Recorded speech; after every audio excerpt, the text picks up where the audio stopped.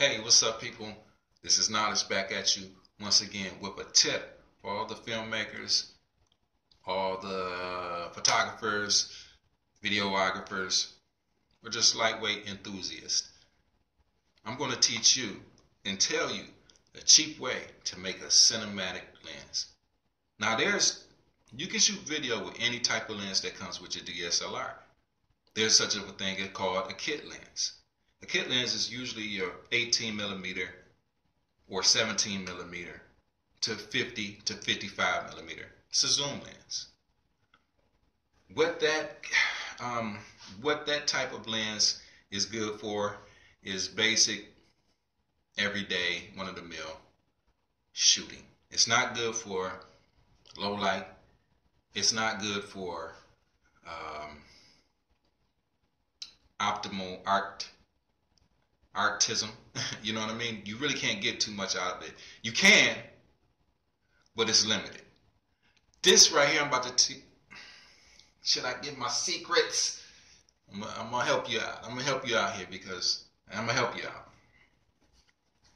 All right.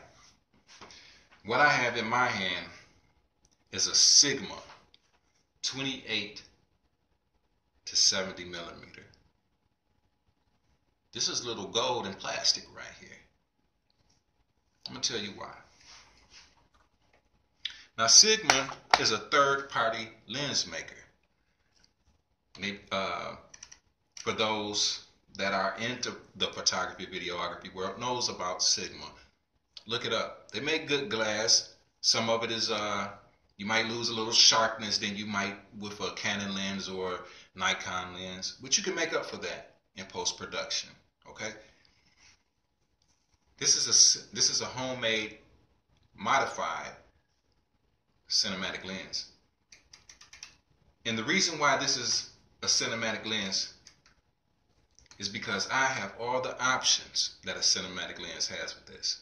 I can change aperture on the fly, which is how big the hole gets, you know what I mean? How big the hole gets. I can make the hole get bigger. You know what I'm saying?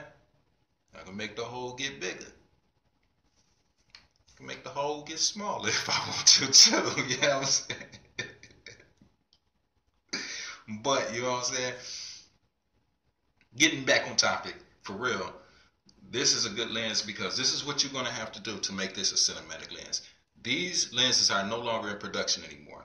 Sigma stopped making 28 to 70 millimeters lenses maybe 4 or 5 years ago. You can find these on eBay and you can find them on Amazon and maybe some other different stores online. But I'm going to tell you the good thing about this. They're cheap. You're going to get probably one of these in good shape for probably like 80 bucks average. I got mine for 65 bucks. The beauty thing about this is that it has a 2.8 aperture, meaning that I can open up the iris big enough to be able to get a great bokeh effect. And a great bokeh, and what that means, if you don't know, is I'm in focus, and you see Michael Jackson back there, he's out of focus. Everything behind me looks creamy and dreamy. One of those effects that you get in film world, or great looking photos. I don't use this for photography at all. Not at all. This is strictly only for filming because of what I've done to it. Once you get one of these, first, if you have a Nikon or a Canon, you have to get it with the correct mount. For Nikon, it's an F mount. Okay?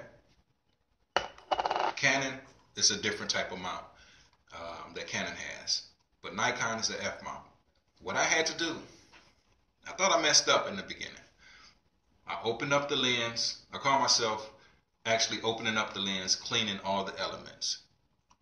Because I got this lens used, so I wanted to open up the lens. I wanted to clean it thoroughly. Make sure it wasn't any fungus inside the lens, which will haze your picture quality or your photo quality, video quality.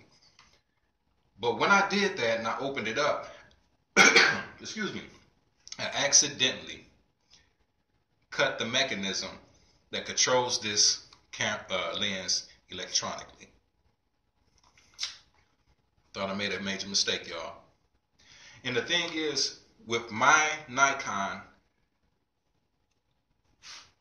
it controls Nikon lenses with a motor that's built inside the lenses that Nikon make for DX cropped sensor cameras, in which I have is a DX crop sensor. And maybe I'm going to go into that a little bit later. But it's not a full frame camera. It's a DX, which means the sensor is a little bit smaller and the picture is magnified.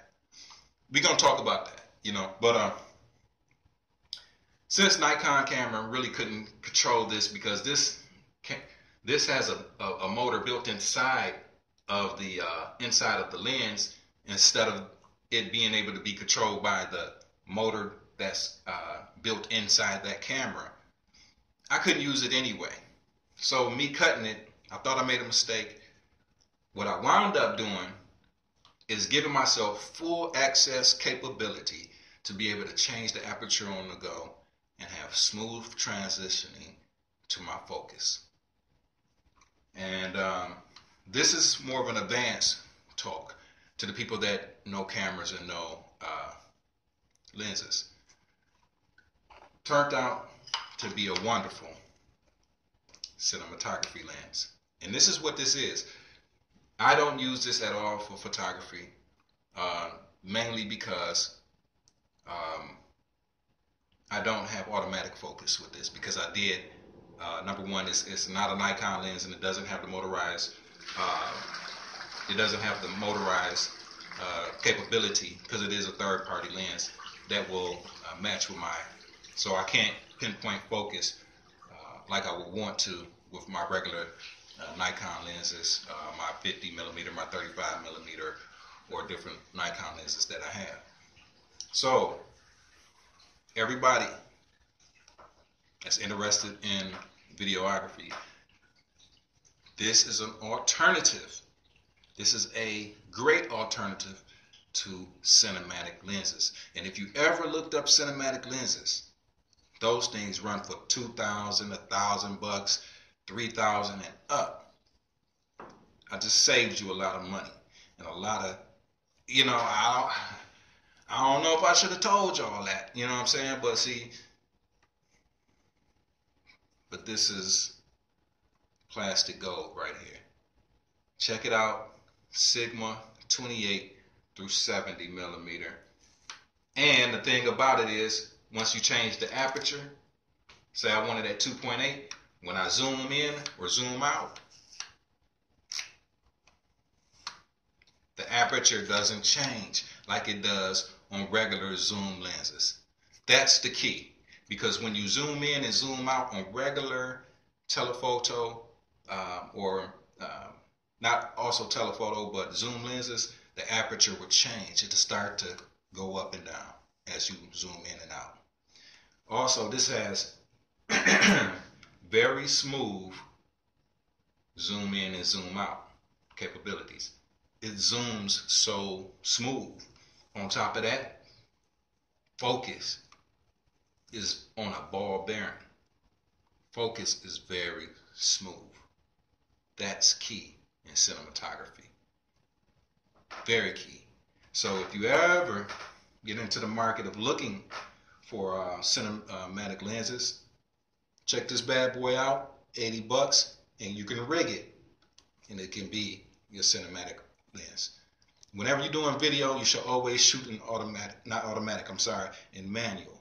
That way you have the most artistic control possible. Shooting in automatic,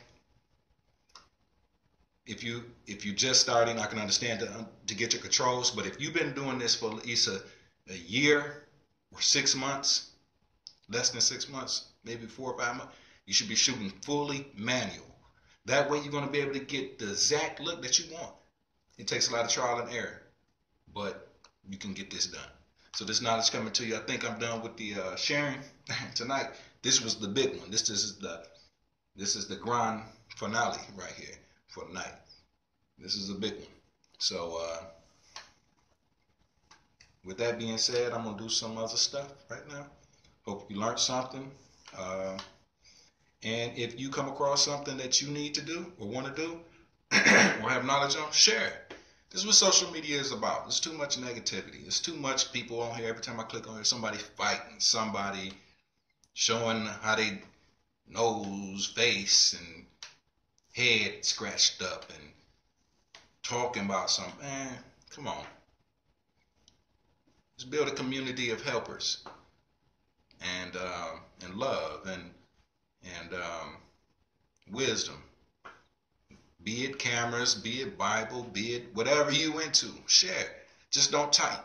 You know what I mean? Just don't be keyboard warriors. I'm not afraid to show my face. You know what I'm saying? So this knowledge, once again, just sharing the knowledge. One love. Keep God first, family second, and you third. Peace.